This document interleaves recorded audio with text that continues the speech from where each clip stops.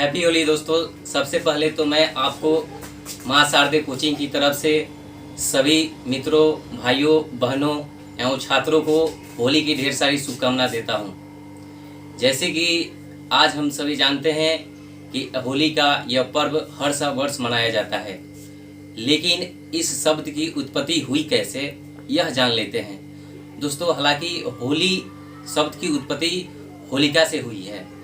बहुत पहले एक राक्षसों का राजा हुआ करता था हिरण्यकश्यप, जिसको वरदान मिला था कि न वह दिन में मारा जा सकता है, न वह रात में मारा जा सकता है, न धरती पे मारा जा सकता है, न आसमान में मारा जा सकता है, न अस्त्र से मारा जा सकता है, न शस्त्र से मारा जा सकता है।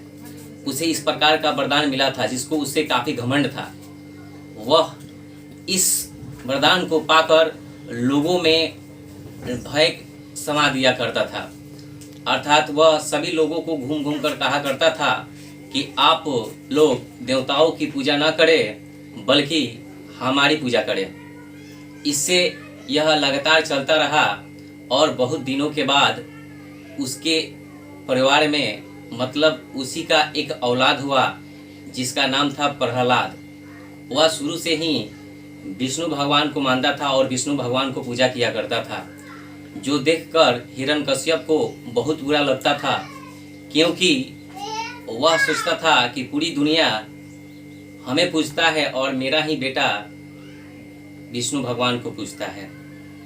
इस बात से वह काफ़ी नाराज हुआ करता था और नाराज रहा करता था। फलतः वह अपने ही औलाद को मारने का प्लानिंग बनाया, तरह तरह के षड्यंत्र रचा, लेकिन सारे षड्यंत्र फेल हो गया। तब उसने अपनी बहन होलिका को बुलाकर कहा कि तुम प्रहलाद को गोद में बैठाकर और आग में बैठ जाओ।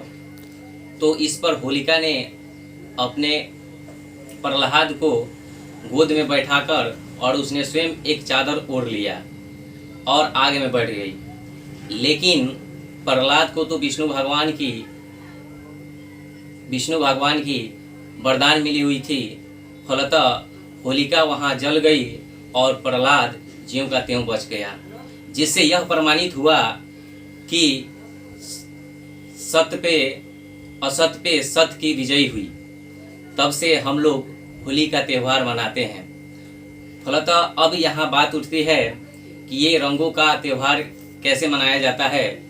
तो बहुत पहले श्री कृष्ण भगवान ने वृंदावन में अपने मित्रों के साथ गुलाल से होली खेला करते थे, लेकिन उस समय रंगों का जो मिश्रण था वह फूलों का था। लेकिन आजकल विभिन्न प्रकार के केमिकल पदार्थों के मिश्रण से बनाया जा रहा है, जो हमारे स्वास्थ्य के लिए अर्थात हमारे चेहरों के लिए हानिकारक होता है। अतः मैं सभी मित्रों से यह निवेदन करूंगा कि आप सभी लोग होली खेलें, लेकिन विभिन्न प्रकार के केमिकल पदार्थों से बचकर। धन्यवाद मित्रों। इतना ही कहकर मैं अपनी वाणी को विराम देता हूँ। हैप्पी शारदे कोचिंग सेंटर, राजापति कोठी।